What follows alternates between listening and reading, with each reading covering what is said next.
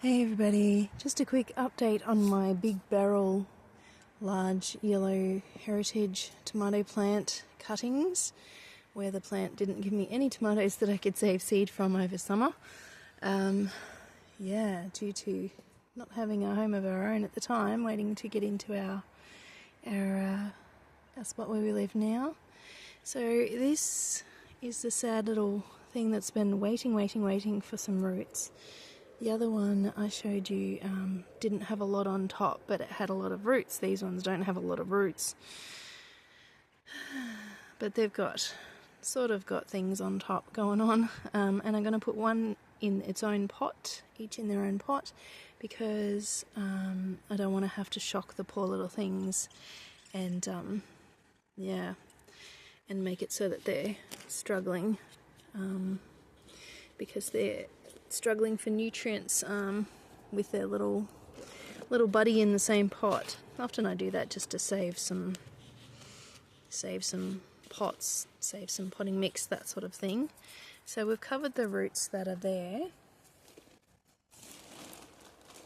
I'm just going to add some manure. This is cow manure. It's well broken down because I bought it at the shop, so it's ready to go. No cows around here, sadly.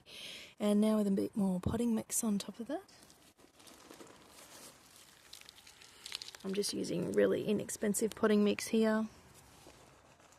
No need to buy the best of the best. I think if you've got manure to add to it, unless it's a fussy plant, something like just getting cuttings going, it may not matter so much.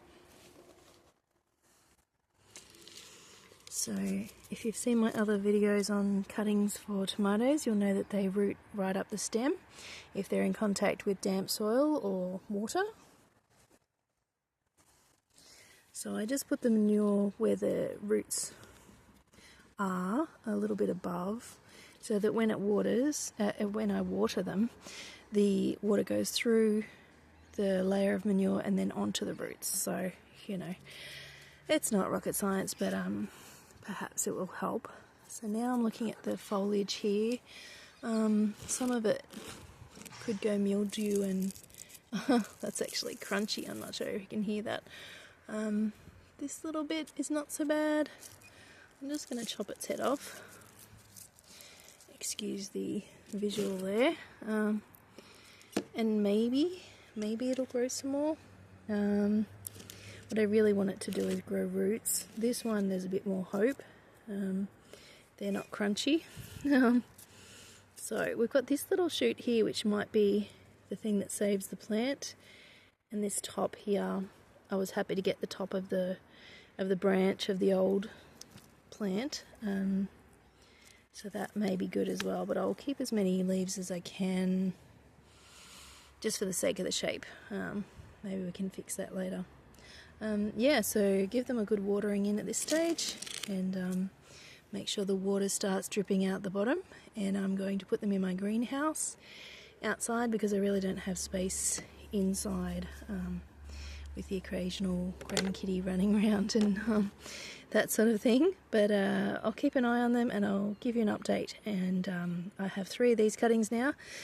Hopefully they'll be okay, and I can make them into a new plant next year without having to pay for a big heritage plant again.